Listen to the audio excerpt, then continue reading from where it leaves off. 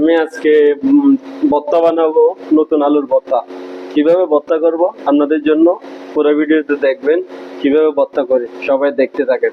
তাহলে আমি পেঁয়াজ কুচি করে নেব তিনটা।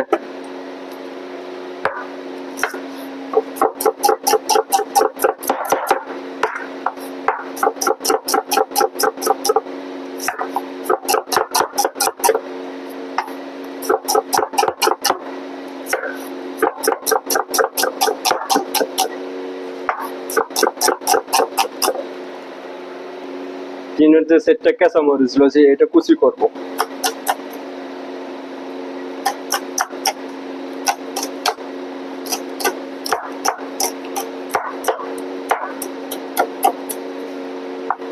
আমার হয়ে গেছে, এটা আমার পরিমাণ মতন হয়ে গেছে।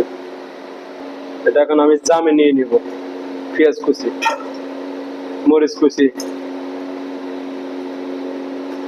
আপনারা চাল যতটুকু কেন ততটুকু দিতে পারেন। 3 নম্বরে আমার আলুটা চলতে হবে, এটা একটু সেকবেন। অনেককে সিদ্ধ করে একটু সেকতে হয়, সেকলে পানিটা শুকা গেলে কিন্তু আলুটা খেতে ভালো লাগে। তাহলে আমি আলুটা চুলি নিব, চুলি নেওয়ার পরে সরিষার তেল দিয়ে মিক্স করবো। চাটনিটা কিন্তু অনেক ভালো, নতুন আলুর ভর্তা, সেজন্য। আমার আলুটা ষোলো হয়ে গেছে, এখন আমি ভর্তার জন্য রেডি করবো। এখানে আমি কাঁচামরিচ 2-3টা কাঁচামরিচ সিদ্ধ দিছি, কিন্তু চাটনিটা ভালো হওয়ার জন্য মিক্স করবো এটা ভালো করে। পরিমাণ মতন সরিষার তেল দিব, স্বাদ মতন লবণ দেব, ভালো করে মিক্স করতে হবে, কিন্তু খেতে ভালো লাগবে। আমি এখানে একটা আলু ভাঙি দেব।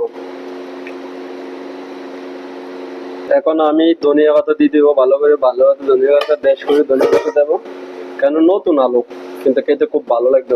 আমি মিক্স করবো ভালো করে। আলহামদুলিল্লাহ অবশেষে মিক্সার হয়ে গেছে আমার আলুর ভর্তাটা, কিন্তু আমি একটু খেয়ে দেখতে হবো 100%। কিন্তু নতুন আলুর ভর্তা কিন্তু খেতে খুব ভালো লাগবে। সবাই এরকম বানায় খাবেন।